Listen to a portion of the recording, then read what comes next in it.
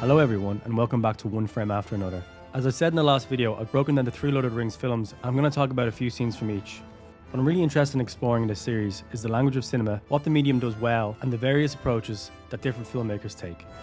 A hobbit lay here. And the other.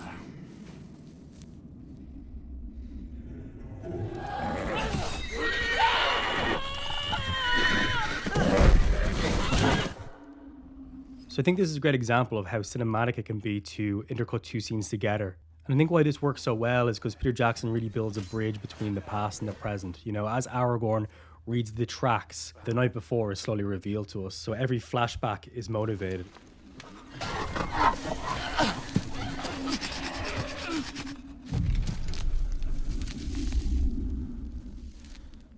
Their bonds were cut. And look at how similar the scenes become. The shot size and the movement, they almost seem to mirror each other.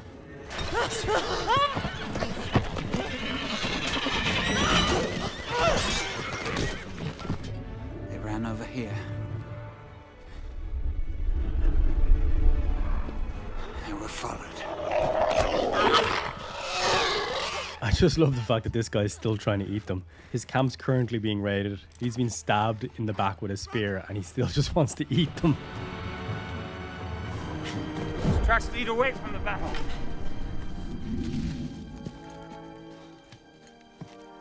Into Fangorn Forest.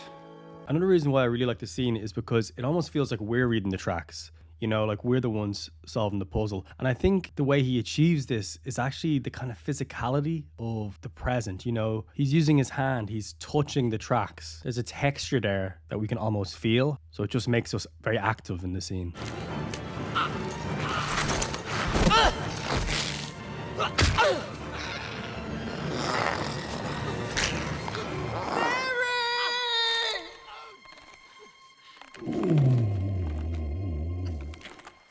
So just wanted to show you this real quick because I love the way Treebeard is revealed. I'm going to call it hiding in plain sight, which is when something gets revealed to you that you didn't know was there. And they usually do it with like creatures or stuff like that. Somebody might be walking through a cave and you think it's the cave wall, but then the eye opens up and it turns out to be a dragon.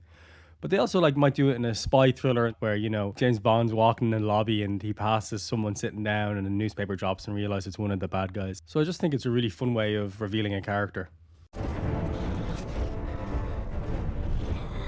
I can see you way down. Sam, no! So I want to look at this scene because honestly, it doesn't make any sense, and I'll play it and I'll explain why. So first of all, if you look at this image here, they're quite high. I mean, they're literally the same level as the top of the wall. So when Sam comes off the cliff here, it's quite a big drop. So then when Frodo runs after him, we can see just how steep and high it is. Okay, so he hides behind this rock, but then these two guys noticed a bit of dust, and it's completely open landscape. So you're thinking, how is Frodo going to get down to Sam now? Like, oh wait, he just slides down in front of them. Okay, he hides behind another rock, so he's down maybe about, you know, a third of the way now. Oh wait, he's down at the bottom. And I just love the way Sam is buried like up to his armpits in the gravel. It's just like, how did that happen?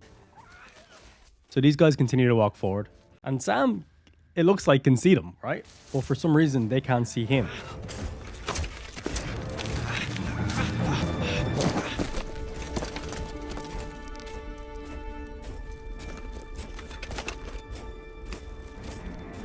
Oh, wait, they're that close? If they're that close, how have they not been able to see everything that's been going on so far? They've literally only taken 2 steps.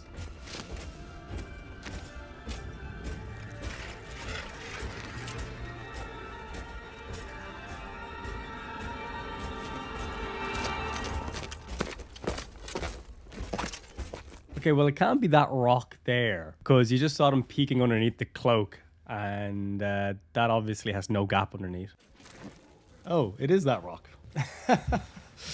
So I don't know, I just thought this was interesting because even with all these inconsistencies going on, you know, I never ever noticed a problem with it before. It's just when I decided to break it down and had the sound off, that's when I kind of noticed, oh wait, there's some weird things going on here. No, I think the scene is fine the way it is, even though it doesn't make sense logically, it makes sense emotionally. I think the way he probably gets away with this is the lack of geography, so you don't always have the relationship between the two guys walking over and where Frodo and Sam are. So I think if there's a lesson to be learned in this, cinema logic and real life logic, they're not necessarily the same thing, and if a scene feels like it works, it usually does. We want it. We need it. Must have the precious. So this is the last scene I wanted to look at today because Peter Jackson, he does something very interesting in it where he crosses the line. And I always love it when a director breaks a convention or a rule when there's a reason to do it. So first of all, what is crossing the line? Well, let's take a look at one of the more famous examples of when a director does it.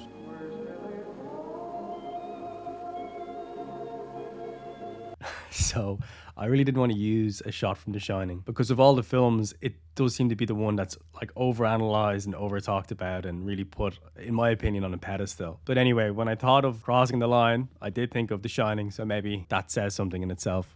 Let's imagine a line from one actor's eyes to the other actor's eyes. So when a director's setting up the various shots in a scene, for the most part, they won't cross that line. And the reason for this is you can confuse the audience about the geography of the scene. You know, generally we want to know where everybody is standing, who's looking at who. Now look at when Stanley Kubrick does cross the line. Notice how the characters switch side to side. Now, for a lot of shots like the wide shot and the medium shot, it might feel a bit odd or a bit skewed off. And sometimes directors like that and they do it on purpose. But because the audience are seeing where everyone is in the shot, they don't really get confused, obviously. The real issue is if you were to cross the line from one close-up to another. Now, obviously, Stanley Kubrick knew this, so he didn't do it. But just so I can show you the issue, let's just pretend like he did. And this is what it would feel like to cut from one to the other. And you're probably thinking now, it's like, well, it's not that confusing. I kind of know where everyone is. But that's because we've already set up the geography. If you were just to cut straight into the scene and go from one close-up to another, you would actually be a bit confused about, are they looking at each other or are they looking at something else? And again, this is only two characters. If you could imagine a dinner scene with like 10 different characters and they're all talking over each other and you're going from close-up to close-up, one person rolls their eyes at one person and someone else is flirting with another, and you need to know who they're looking at the whole time. So that's when something like this becomes really important. So what has any of that got to do with Lord of the Rings? Well, in this scene, Peter Jackson breaks this rule on purpose to emphasize the split personality of Smeagol and Gollum. Watch, as the camera tracks past his eyeline, we switch from one to the other. Wicked, tricksy, false. No, master. Yes, precious, false. They will cheat you, hurt you, lie. Master's my friend. You don't have any friends. I think Smeagol is probably everyone's favorite character. So now that we're in the close-ups, he keeps crossing the line, making it feel like there's two people facing each other, talking to each other. And a thief. No. Murderer. And I just thought this was a really creative way of showing a split personality. Go away. Well, that's all I got for today, everyone. So thanks for watching, and I'll see you all next time. We told him to go away. And away he goes, precious. Gone, gone, gone.